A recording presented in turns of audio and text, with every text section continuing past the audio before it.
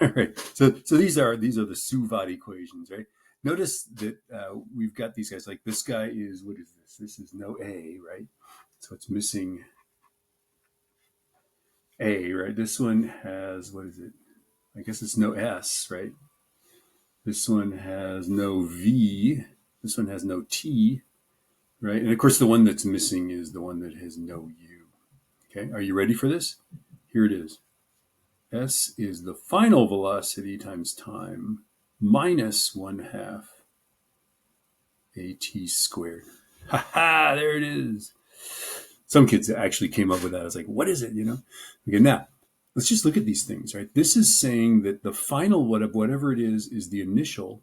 This is the rate of change, the acceleration times time, right? This is the basic equation of I don't know, calculus or something, right?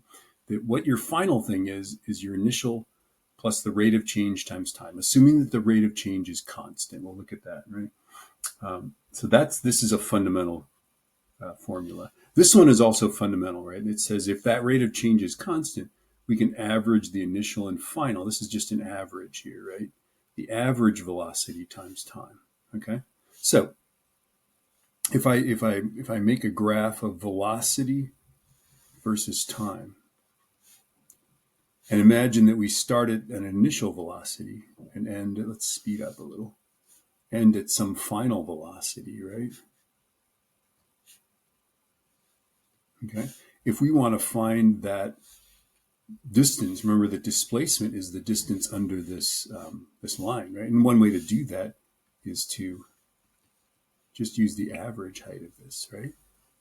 The average height of this, and that's this guy, right? We can just find the area under this straight line, and that's what this is. This is u plus v over 2 times t. It's the average. We find that, right?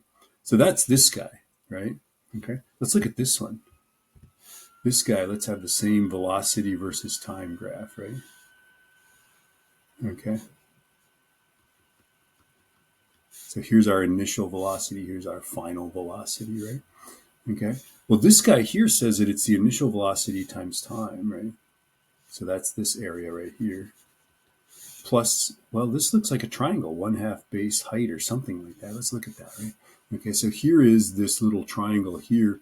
The height of this is AT, right? We know this because it's the final is the initial plus acceleration times time, right? And so the area of this triangle is going to be 1/2 base height. The base is time. The height is AT.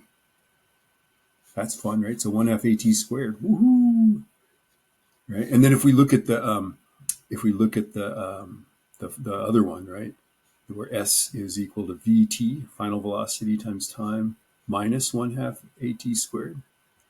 That's just saying that if we found this rectangle here, we could just take away this area, right, which would also be 1/2 AT squared, right? So it would be the tall rectangle minus that triangle, right? And then this guy, somehow, this guy is also the area under this graph. Let's look at this. Okay. I didn't show you guys this stuff last year because you weren't smart enough. Now you're smart enough. Actually, this is not going to help you on the test. It's just cool. All right. So here's our initial velocity. Here's our final velocity, right? Okay. And so what we want to do basically is we want to find the area under here, right? Right? Okay. And so the height of this dotted line is u plus v over 2. Okay, that's this height, right? It's the average of u and v, right? Now, by the way, it's important that this be a straight line, that the acceleration be constant. Otherwise, these things don't work, right? And then, of course, to find time, what I'm going to do is I'm going to solve this guy for time, right? So time is going to be v minus u over a, okay?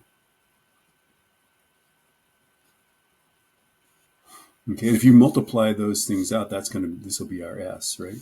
Okay, if I multiply those out, let's multiply s by the denominators, right?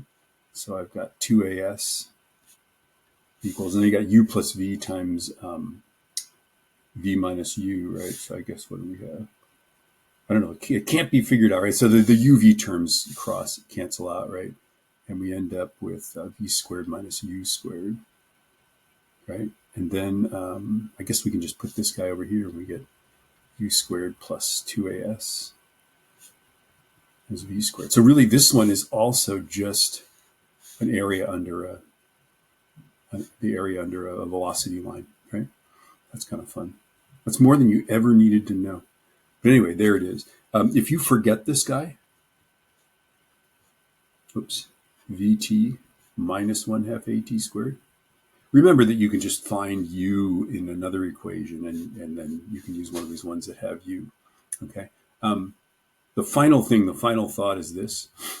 These only work if your change in velocity is constant, right? So instead of, let's imagine that this is what we're supposed to be doing, right? But if we just go the initial velocity and then at the last moment go, whoa, right? Well, the area under this is not nearly the area under that dotted line, right? So it can't be an acceleration that's changing, or if it's, we have a constant third derivative, right? Or it's like, whoa, or something like that. That doesn't work. We can figure it out. We need calculus, and they're not going to do that. Anyway, that's all I have to say about that.